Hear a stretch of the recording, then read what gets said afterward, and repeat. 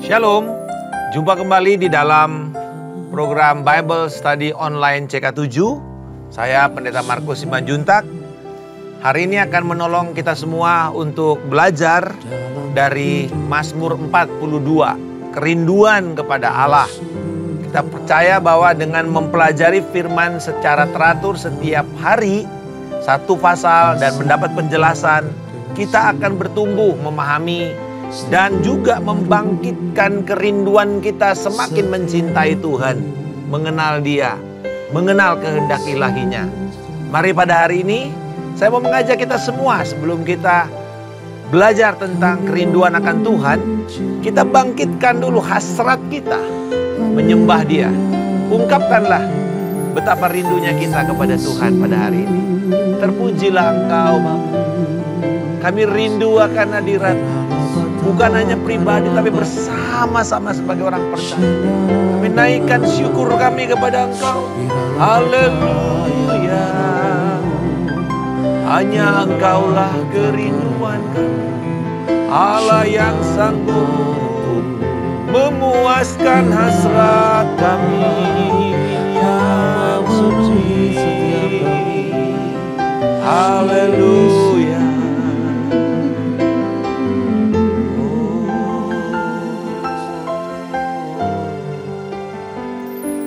Seperti rusa yang haus, rindu aliran sungai-Mu.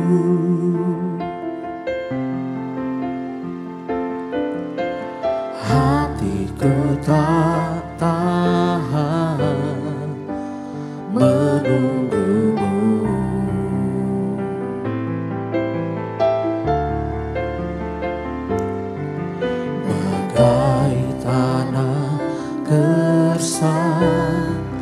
Menanti datangnya hujan, begitu pun jiwaku, Tuhan.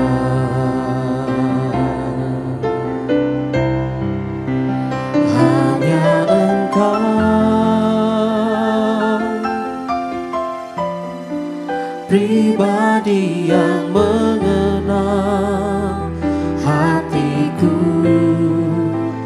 tiada yang tersembunyi bagi-Mu. Seluruh isi hatiku Kau tahu, dan bawaku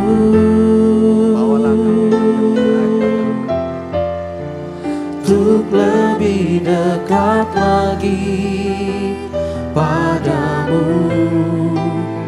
tinggal dalam indahnya dekapan kasih-Mu.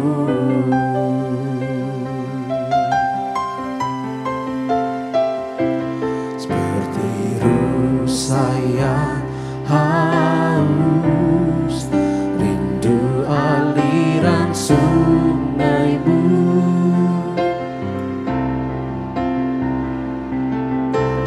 Hatiku tak tahan menunggu-Mu.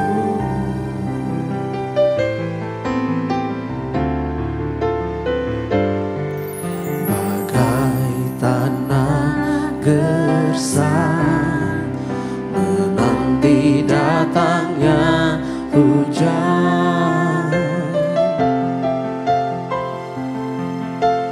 begitu pun jiwaku, Tuhan.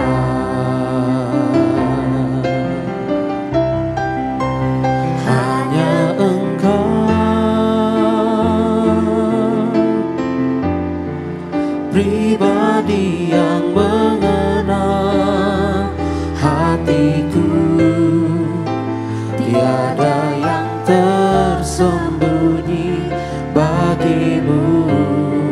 Seluruh isi hatiku Kau tahu, dan bawaku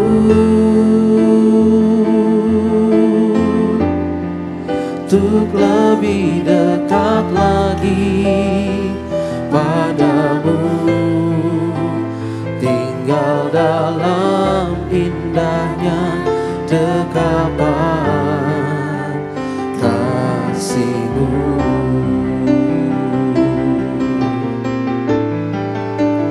Hanya Engkau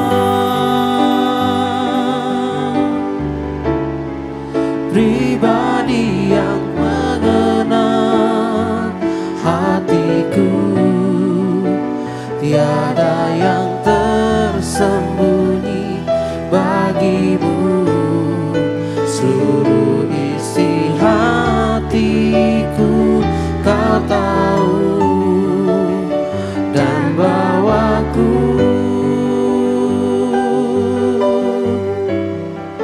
untuk lebih dekat lagi padamu, tinggal dalam indahnya dekapan kasih-Mu.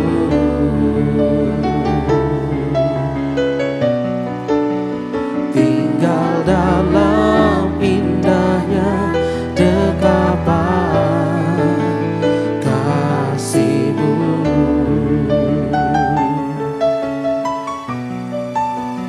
Tinggal dalam indahnya dekapan kasih-Mu.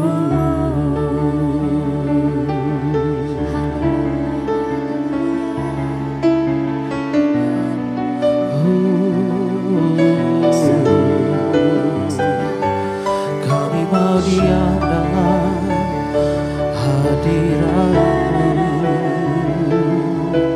ya Tuhan. Oh, ya la bashana, kira la bata karalamu, Yesus Tuhan, kira la bata kanamu.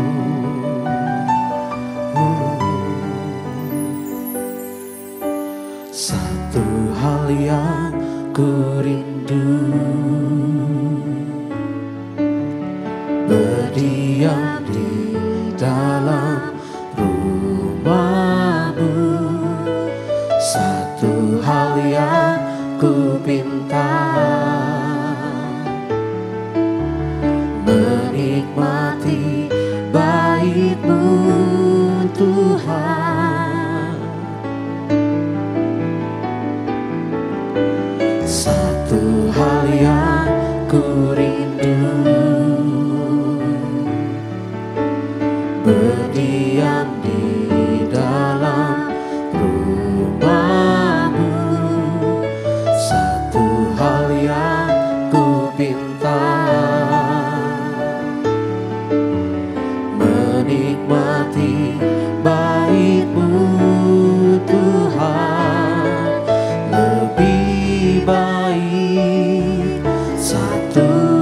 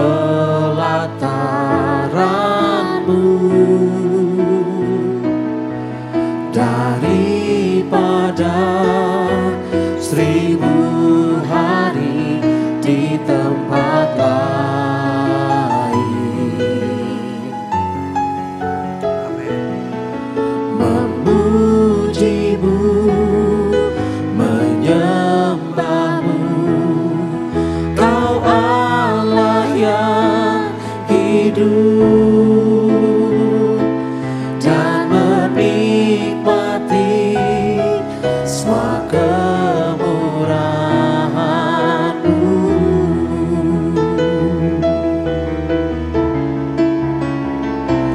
dan menikmati semua kemurahan-Mu,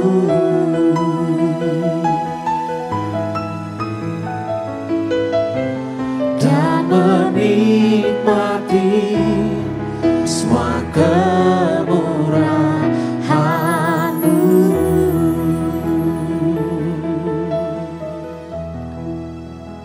Itulah kerinduan kami Bapa, menikmati Engkau, dan biarlah hasrat kami ini terus hanya bisa dipuaskan di dalam hadirat-Mu semata-mata.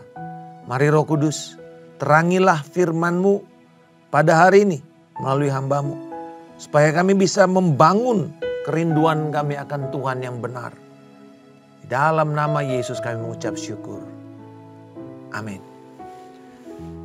Saudara-saudara sekalian, kita masuk sekarang di dalam Mazmur 42 yang merupakan penanda bahwa ini adalah jilid kedua dari Mazmur, yaitu dari Mazmur 42 sampai dengan 72. Jadi ditulis di sini dalam LAI jilid 2. Nah, kalau kita bicara Mazmur 42, selalu kan Mazmur itu cirinya selalu ada judulnya. Ya, ada kepalanya. Dan ini sebenarnya menjadi penanda Mazmur ini nanti adalah Mazmur pujian, Mazmur doa, ratapan, Mazmur permohonan, Mazmur ucapan syukur. Kita bisa lihat dari sana. Tetapi yang menarik di dalam Mazmur 42 ini, yang pertama kita lihat dulu secara struktur teknisnya ya. Nanti baru kita lihat apa yang bisa kita pelajari. Mazmur 42 dan 43 itu sebenarnya adalah satu Mazmur. Jadi kemungkinannya ada dua. Mazmur 42 dan 43 ini adalah satu Mazmur yang dibagi dua. Atau Mazmur 43 adalah pelengkap dari Mazmur 42. Kenapa? Ya kenapa? Karena sebenarnya kalau kita lihat ibarat sebuah lagu ya. Atau kan Mazmur ini kan lagu atau puisi. Jadi biasanya kalau kita melihat sebuah puisi kita lihatnya baitnya atau stanza. Gitu ya, bait 1, bait 2, bait 3 lalu ada chorusnya biasanya. Kalau lagu itu ada chorusnya. Yang akan kita ulang-ulang sebagai chorus atau refrain kalau bahasa Indonesianya. Nah ternyata Mazmur 42 dan 43 ini terdiri dari 3 stanza. Yang punya refrain di setiap akhir stanza itu atau menutup setiap akhir stanza itu dengan refrain. Apa refrainnya? Coba perhatikan. 42 ayat 6. Ini adalah refrain yang pertama kita lihat. Yaitu, mengapa engkau tertekan hai jiwaku dan gelisah di dalam diriku? Berharaplah kepada Allah sebab aku akan bersyukur lagi kepadanya, penolongku dan Allahku. Lalu diulang lagi dalam ayat 12. Mengapa engkau tertekan hai jiwaku? Lalu kemudian ayat 5 dari pasal 43. Mengapa engkau tertekan hai jiwaku dan mengapa engkau gelisah di dalam diriku? Berharaplah kepada Allah sebab aku akan bersyukur lagi kepadanya, penolongku dan Allahku. Jadi dari sini kita bisa melihat sebenarnya sungguh Mazmur 42 dan 43 ini adalah satu Mazmur. Bukti yang kedua, ternyata tidak ada judulnya Mazmur 43 itu. Ya. Lalu ada ungkapan yang sama yang ditemukan di dalam Mazmur 42 ayat 10. Aku berkata kepada Allah, gunung batu, mengapa engkau melupakan aku? Mengapa aku harus hidup berkabung di bawah tekanan musuh? Dan kita sekarang lihat di dalam pasal 43 ayat 2. Sebab engkaulah Allah tempat pengungsianku, mengapa engkau membuang aku? Mengapa aku harus hidup berkabung di bawah tekanan musuh? Mengapa aku harus hidup berkabung di bawah tekanan musuh? Sama lagi. Jadi ada kemiripan antara pasal 42 dengan pasal 43. Kalau kan kita biasa bikin puisi atau tulis lagu, selalu ada ceritanya, ada yang kita mau ungkapkan. Dan ungkapan itu akan kelihatan di dalam bait 1, kelihatan di dalam bait 2, kelihatan dalam bait 3. Lalu nanti referennya itu akan menggambarkan kesatuan yang mengikat satu sama lain. Jadi di sini kita bisa simpulkan Mazmur 42 dan 43 ini adalah satu bagian yang tidak bisa kita pisahkan. Nah, sekarang kalau coba kita gabungkannya dua Mazmur ini, akan tercipta sebuah nyanyian yang seimbang antara ratapan, permohonan, dan keinginan atau kerinduan untuk memandang kepada masa depan. Seperti yang terungkap di dalam doa di Mazmur ini. Ini Mazmur kalau kita baca ya pelan-pelan, ini seperti doa orang sakit. Atau mungkin doa orang yang sedang jauh di daerah perantauan tetapi sedang berkecamuk dengan konflik. Atau orang yang merantau dan jauh dari bait suci dan rindu untuk sebuah perayaan. Mungkin Bapak Ibu pernah merantau, terus kemudian waktu Natal atau Tahun Baru, atau mungkin kalau kita di Indonesia kan Lebaran, itu kan meriah. Lalu kita kangen sekali dengan ibadah di kampung, di mana keluarga kumpul. Kita ngerti, saya merantau cukup lama, itu kangen sekali. Sampai waktu Natal tuh bisa nangis sendirian aja. Karena ingat, kita jauh dari keluarga. Saya ingat waktu saya ada di Filipina, lagi Lebaran. Saya bisa nangis. Kenapa? Saya kangen sama kemeriahan yang ada di Indonesia. Yang ternyata kita anggap pertamanya, aduh ini kayaknya ribet, macet segala macam. Ternyata itu dikangenin saudara pada waktu kita jauh. Nah, Mazmur 42 dan 43 ini sebenarnya adalah sebuah kerinduan terhadap Tuhan dari orang yang jauh dan kemudian mungkin mereka dikatakan di sini dikelilingi oleh musuh-musuhnya dan musuhnya itu menekan dan mengatakan, "Di mana Allahmu? Di mana Allahmu? Allahmu tidak menolong kamu." Di tengah-tengah kondisi seperti itu apa yang diharapkan? Mereka ingin melihat kembali, aduh kangen ikut di dalam perayaan ibadah. Dan dimulai dengan sebuah ungkapan seperti rusa yang rindu air sungai yang mengalir. Nah kita mesti perhatikan, rusa itu kalau minum, dia ingin keadaan itu tenang tetapi dia waspada. Rusa itu kan sangat kuat di dalam attentiveness-nya, di dalam dia memperhatikan keadaan sekeliling, makanya telinganya itu kayak radar. Jadi walaupun dia minum, dia mesti memastikan keadaan itu tidak ada yang mengancam. Karena ada bunyi snap aja begitu, langsung dia lari. Langsung dia lari. Karena dia akan tahu bahwa itu adalah kesadaran yang tinggi akan adanya bahaya, ancaman bahaya. Jadi bayangkan dikatakan seperti rusa yang rindu air yang mengalir. Berarti apa? Tenang, minum tanpa ada ancaman. Nah itu. Kan susah, karena kan dia kan sedang berada dalam keadaan ancaman. Jiwaku haus akan Tuhan. Minum, tetapi minum tanpa sebuah ancaman. Air mataku menjadi makanan siang malam. Kenapa? Nah, saudara lihat, karena dia sedang ada dalam tekanan. Jadi kalau kita bisa melihat, kita bagi ya, Mazmur 42 dan 43 ini, lagu ini, kita bisa bagi begini. Ayat 1 sampai 5 dari pasal 42 itu adalah perasaan rindu akan Tuhan.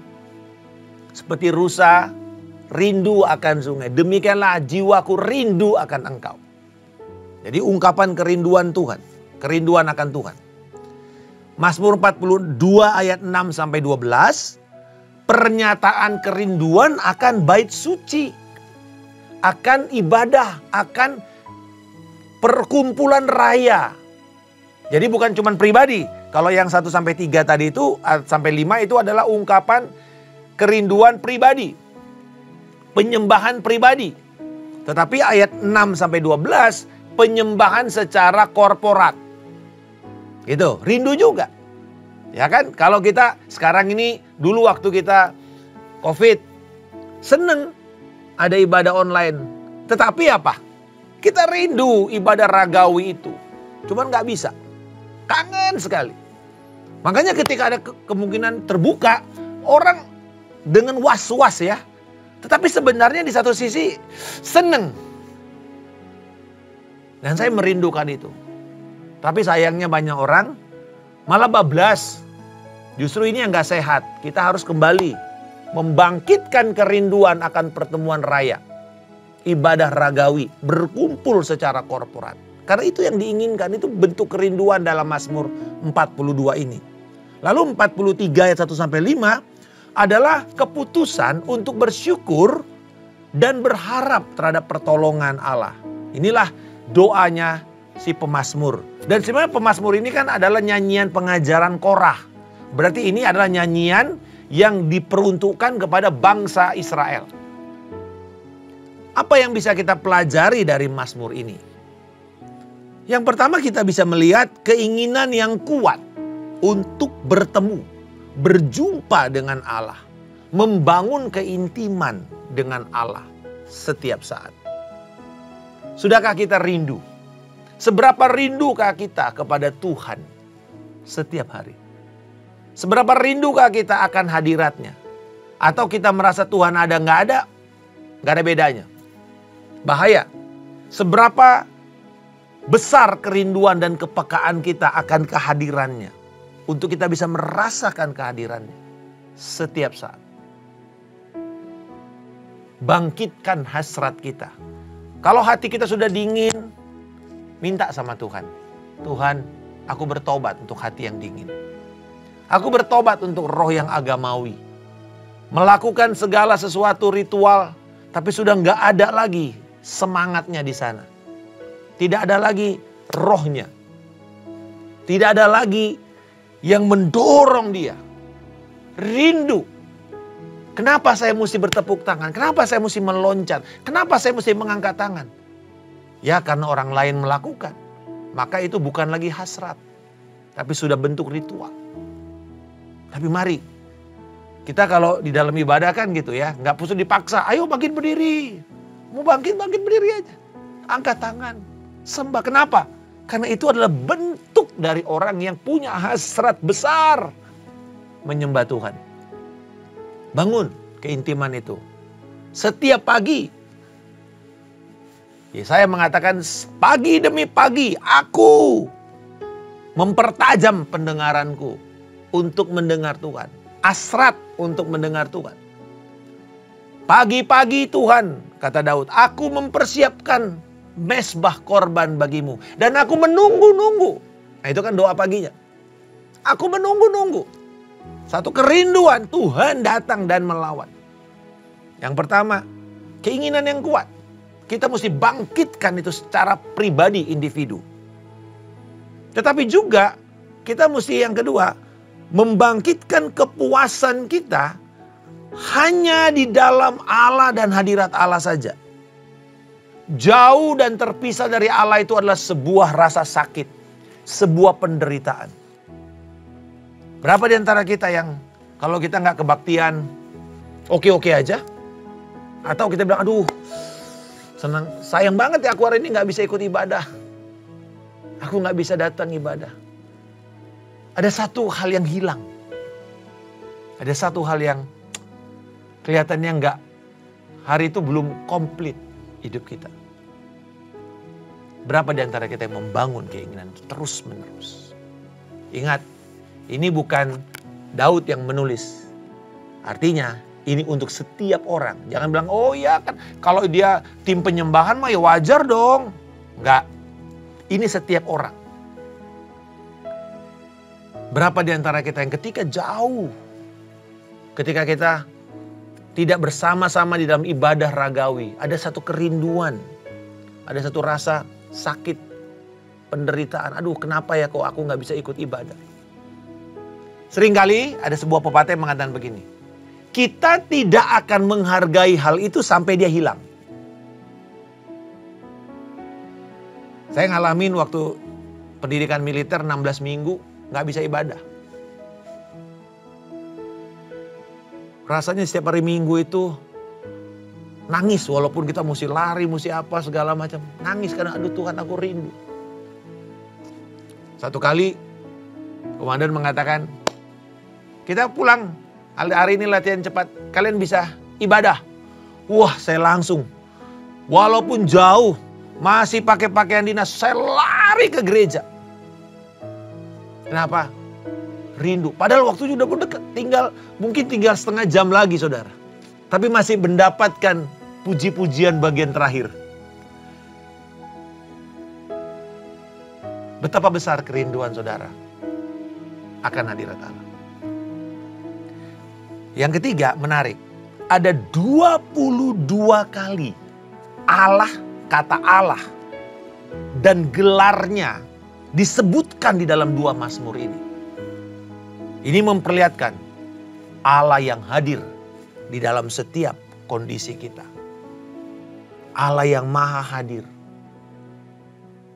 Si pemazmur Bani Korah menuliskan tentang keberadaan Allah. Allah gunung batu, Allah yang memerintahkan kasih setianya, Allah yang membebaskan, Allah yang menolong, Allah yang mengingat, Allah yang hidup, wajah Allah. Ini semua diungkapkan oleh Korah. Betapa Allah itu sekalipun kelihatannya kita jauh dari ibadah, tapi sebenarnya Allah juga bisa ada bersama-sama dengan kita. Tapi dimulai dari itu. Dimulai dari keinginan pribadi, tetapi juga keinginan korporat. Inginkan untuk kita bertemu setiap minggu. Setiap ada kesempatan kita bertemu, mungkin juga dalam pertemuan cool. Inginkan itu. Betapa kerinduan kita untuk bertemu. Perayaan secara ragawi itu. Pertemuan ibadah ragawi itu penting. Kiranya ini mendorong kita semua untuk kita semakin lama jangan lagi hanya ngandalin puas dengan ibadah online. Ibadah online adalah fasilitas, bukan pilihan. Disediakan bila saudara misalnya sakit, jauh, tapi ingin beribadah, boleh. Tetapi bila ada kesempatan kita bisa berkumpul bersama-sama dan merayakan, itu adalah kesempatan yang besar. Pakai itu. Mungkin cuma 2 jam, 3 jam, tapi itu sangat berarti. Dan yang terakhir, kita lihat di sini bahwa jalan keluar saat kita merasa jauh, ditinggalkan, dilupakan adalah ayat 9. Tuhan memerintahkan kasih setianya pada siang hari dan kasih setianya pada malam hari. Dan aku menyanyikan satu doa kepada Allah kehidupanku. Di sini Allah diperkenalkan sebagai Allah kehidupan. God is the source of my life. Tapi perhatikan, ini ada satu kata yang terus-menerus muncul di dalam perjanjian lama. Dan ini menjadi salah satu kata yang penting, 250 kali ditulis. Yaitu kata hesed. Hesed itu diterjemahkan sebagai kasih setia. Tetapi ini jauh lebih besar maknanya. Di perjanjian baru diterjemahkan sebagai charis atau sebagai anugerah. Tapi juga tidak bisa menggambarkan karena ini kan bahasa Yunani. Jadi hesed ini diterjemahkan sebagai charis di dalam bahasa Yunani untuk perjanjian lama. Tetapi kata hesed ini sendiri adalah kasih Allah, keberadaan Allah. Bahkan pada waktu kita sedang gagal, sedang jatuh dalam dosa. Sedang berada dalam kondisi yang paling buruk. Kasih Allah ada di sana. Dikatakan Tuhan memerintahkan kasihnya. Nah, karena kasih setia Allah itu sebenarnya melekat pada diri Allah. Dengan kata lain apa? Ungkapan ini. Masa Allah memerintahkan kasih setianya apa itu cuma kayak benda? Bukan. Dengan kata lain, pemazmur mengajarkan begini.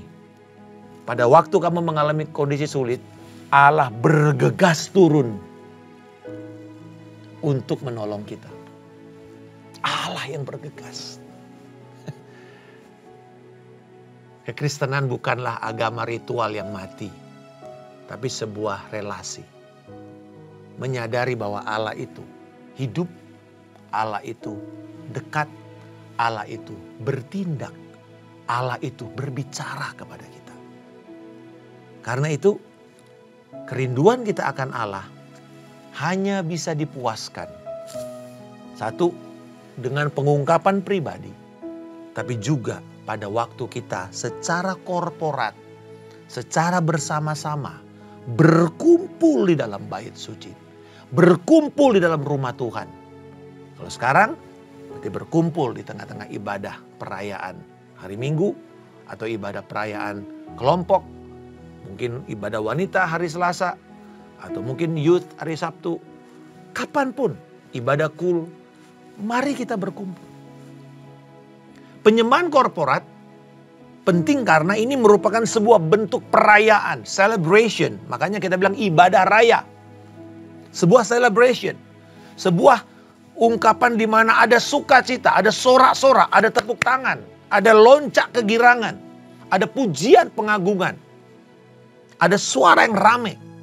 Jadi ibadah raya itu bukan sunyi sepi kayak kuburan.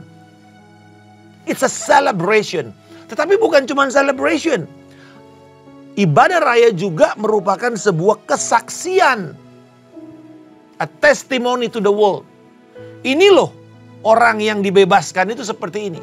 Ini loh orang yang punya pengharapan kepada Tuhan itu.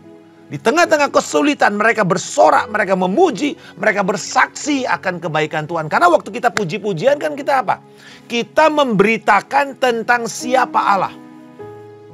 Tuhan engkau besar, Tuhan engkau ajaib, Tuhan engkau menyembuhkan. Itu kesaksian. Dan kesaksian itu didengarkan oleh orang-orang yang hadir. Atau kalau itu disiarkan, itu menjadi berita. Jadi waktu kita mendeklarasikan Tuhan engkau besar, itu bukan main-main. Itu bentuk kesaksian kita. Jadi ucapkan. Itu adalah kesaksian. Jadi perayaan, kesaksian, tetapi juga ibadah raya adalah sebuah kesempatan untuk kita merendahkan diri kita, mengakui dosa kita, dan menerima pengampunan dari Allah. Itu sebabnya di dalam ibadah raya ada bagian di mana kita mengaku dosa kita. Bagian di mana kita merendahkan hati kita. Bagian di mana kita merespon pada firman, bertobat untuk pikiran yang salah, yang tidak sesuai dengan firman yang kita dengar pada hari ini. Kita bertobat. Setiap kali kita mendengar pengajaran firman, adalah kesempatan kita untuk mengaku dosa kita dan meminta pengampunan. Pada waktu kita mengambil perjamuan kudus, kesempatan di mana kita sungguh menguji, menyelidiki diri kita. Tetapi sebenarnya, waktu kita menyembah Tuhan, seringkali kita mengatakan, selidiki aku Tuhan. Lihat hatiku. Artinya apa?